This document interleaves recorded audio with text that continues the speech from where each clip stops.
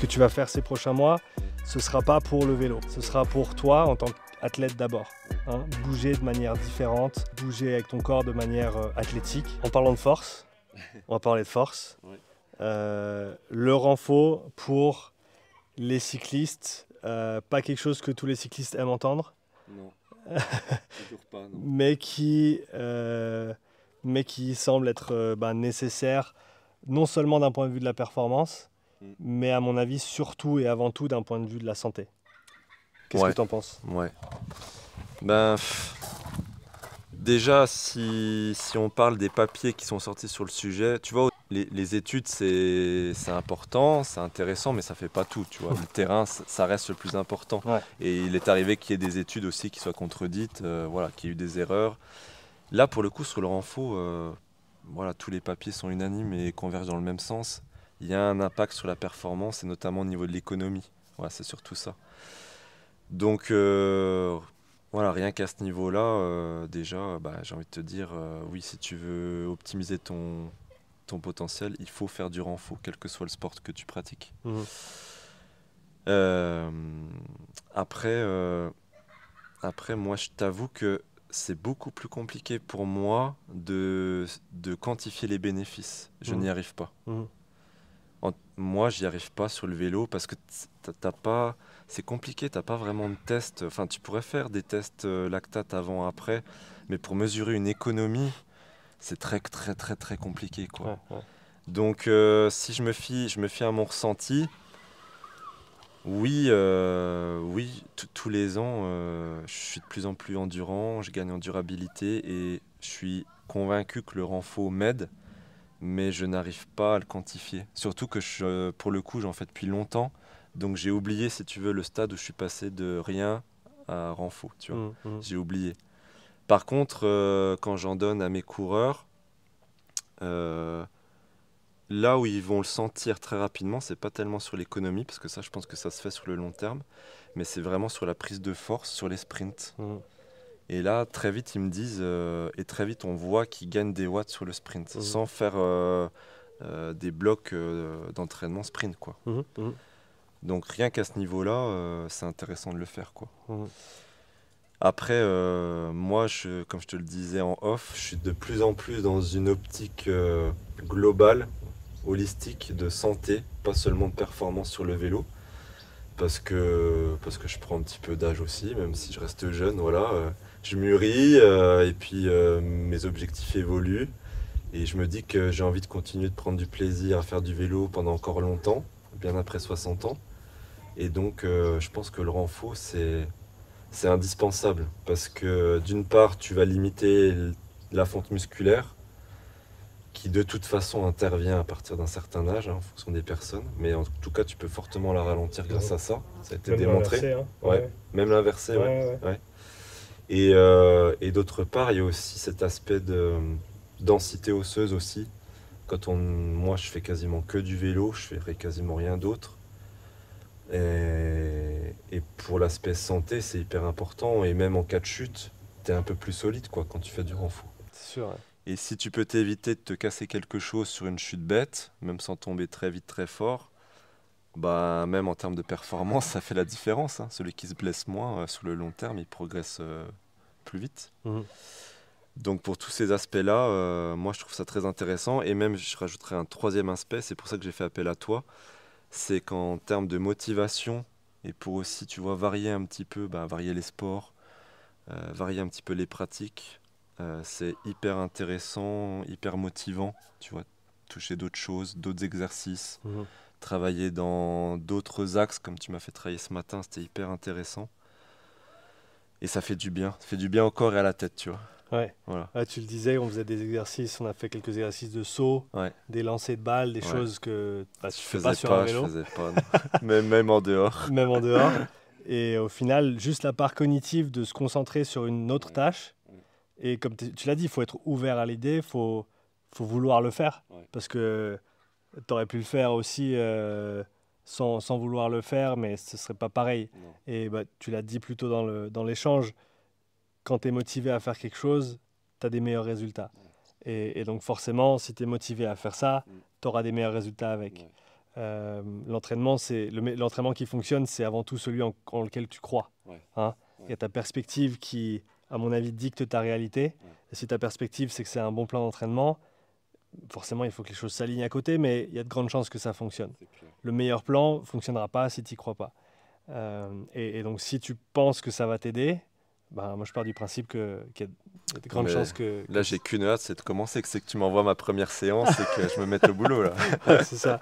Et donc, pour parler un petit peu de ce qu'on a fait ce matin, alors il y a la partie renfo, parce que, comme tu l'as dit, il y a les études qui ont quantifié certains progrès sur les seuils. Hein, j'en ai revu un petit peu hier.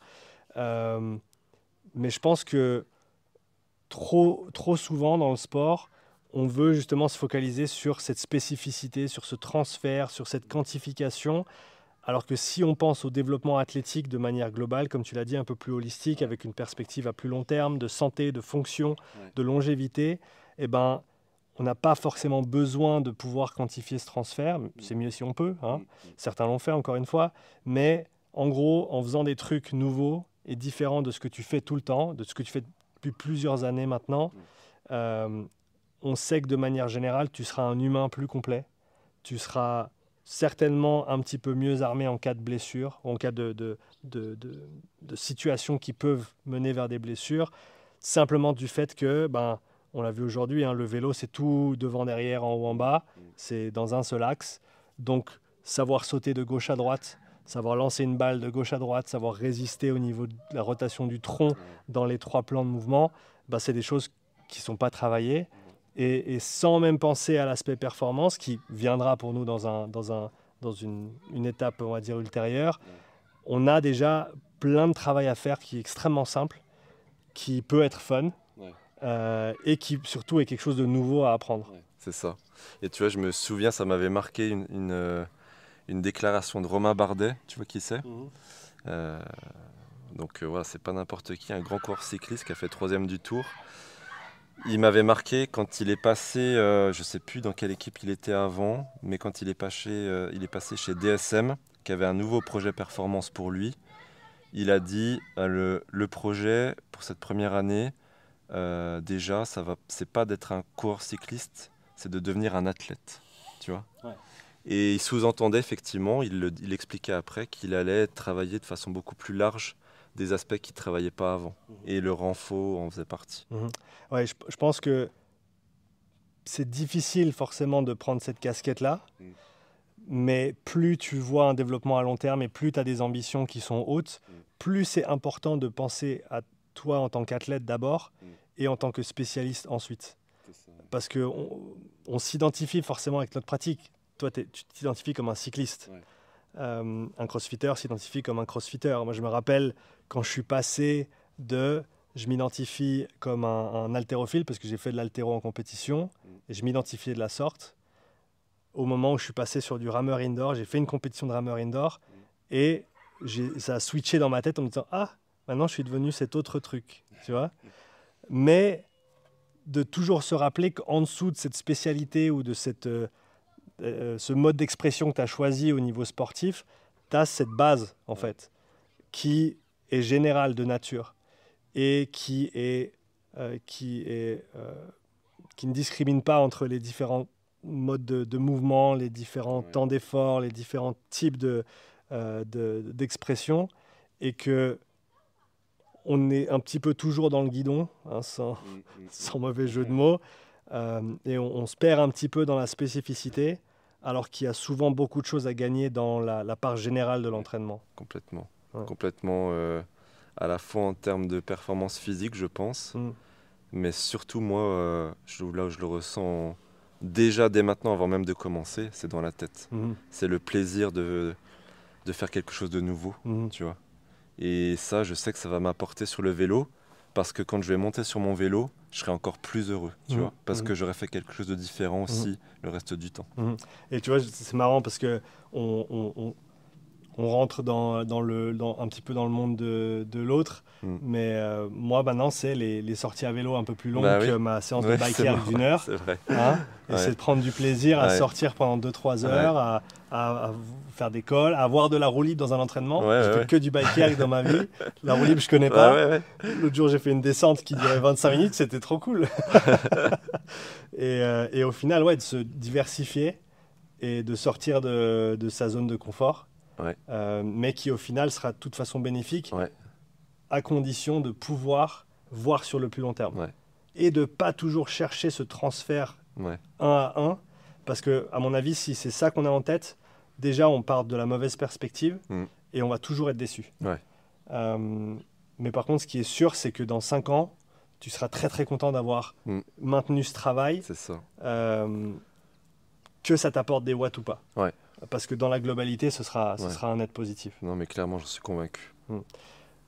Pour les cyclistes qui nous écoutent, parle un petit peu de peut-être 2-3 exercices qu'on a fait ce matin auxquels peut-être tu n'avais pas pensé avant ou tu n'avais pas vu parce que tu l'as dit, tu fais déjà du renfort depuis un petit moment avec quelques exercices clés qui, on le sait, ont un bon transfert sur le vélo, donc les squats, les fentes, du travail de gainage, tout ça qui a été entre guillemets validé par la recherche. Qu'est-ce qu'on a fait ce matin qui sort un petit peu de ça et qui t'a...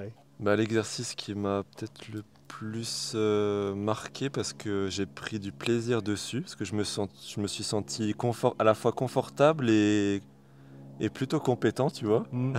C'était l'exercice de traction.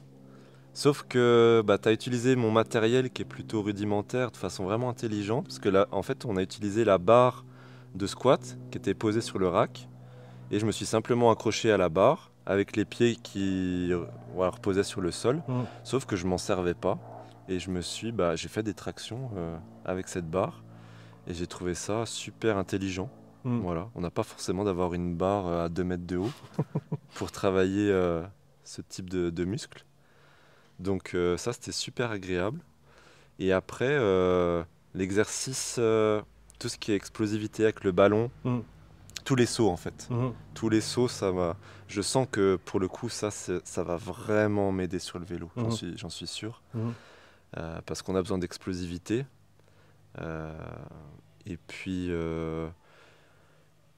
l'exercice avec l'élastique aussi. Travailler avec l'élastique, super intéressant. En stabilité, sur le tu vois, celui-là, vraiment travailler la stabilité du tronc.